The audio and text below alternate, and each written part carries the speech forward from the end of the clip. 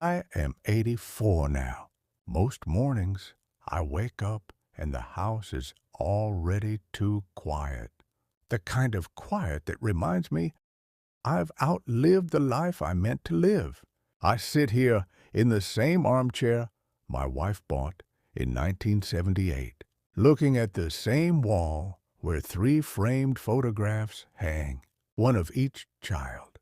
The pictures are from the 70s and 80s, smiling faces at graduations, a wedding, a birthday.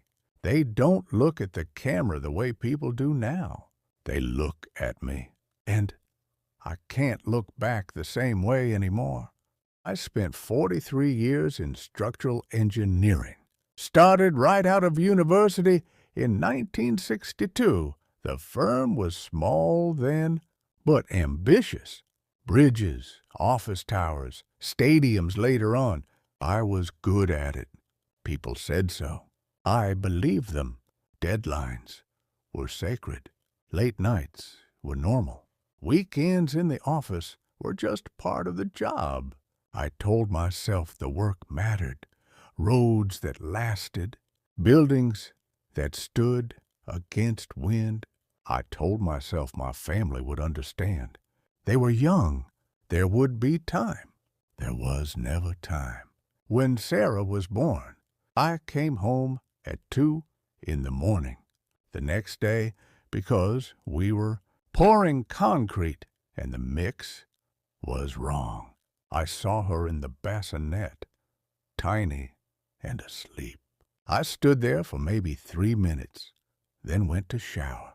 I remember thinking I'd hold her properly tomorrow. Tomorrow was always coming. Mark was quieter. He didn't ask for much. He'd sit at the kitchen table with his homework while I reviewed blueprints at the other end.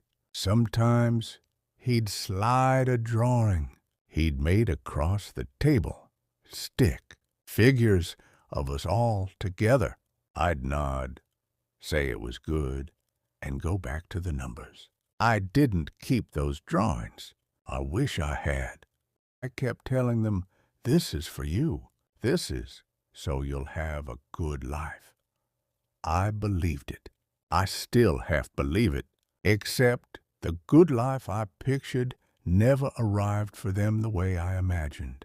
They got college funds, a house without a mortgage hanging over it, summer camps. They didn't get me. Not really. The years blurred. Promotions came. I traveled. I missed recitals, baseball games, the day Emily learned to ride a bike without training wheels. She told me about it weeks later, casual, like it wasn't important anymore. I nodded, said I was proud. I was. But pride isn't the same as being there.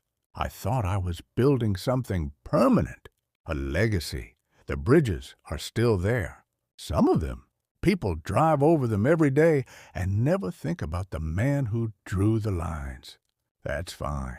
What isn't fine is that my children remember the man who wasn't home more than the man who was.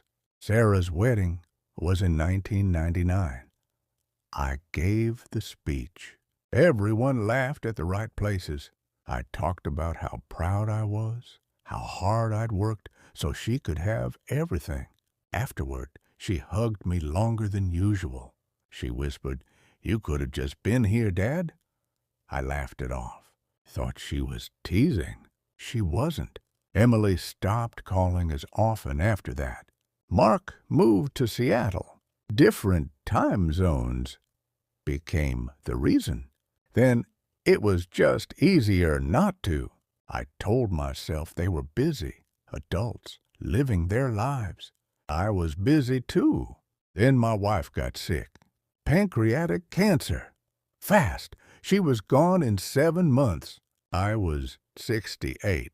I sat beside her bed every day after I retired early. Too late. She never said anything bitter. She just looked at me sometimes with that same quiet patience she'd had for 39 years. I wanted her to be angry. She never was. That hurt worse.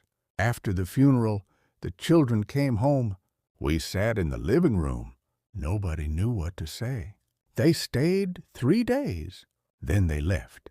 I haven't seen any of them in person since last Christmas.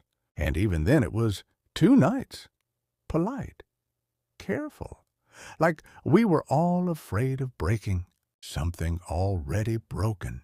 Now I walk the house alone. I make coffee for one. I watch the news. I think about the evenings I could have spent on the porch with them, listening to crickets instead of arguing over load-bearing calculations. I think about the nights I came home after they were asleep and stood in their doorways, telling myself I'd make it up to them. I never did. I realize now, really realize, that the career I protected so carefully didn't need protecting. The bridges would have stood without me working weekends. The firm would have survived. I was the one who couldn't survive without the work. It was easier to be indispensable at the office than vulnerable at home. And the children, they grew up. They love me, I think. Or they love the idea of who I might have been. But they don't need me, not the way I needed them. I see that now. If I could go back, I wouldn't tell myself to quit the job. I'd just tell myself to go home earlier, to sit at the table when they were doing homework, to ask questions instead of giving answers, to put the blueprints away on Saturday mornings and make pancakes. Small things. Stupid things. The things that actually last. I don't have much time left. Maybe a few years. Maybe less. I'm not afraid of dying. I'm afraid of the silence after I'm gone. The way the phone won't ring. The way nobody will miss the small daily version of me. So I say this, not because I expect anything to change, not because I think you'll listen. I say it because the words have been sitting in my chest for decades, and I'm tired of carrying them alone.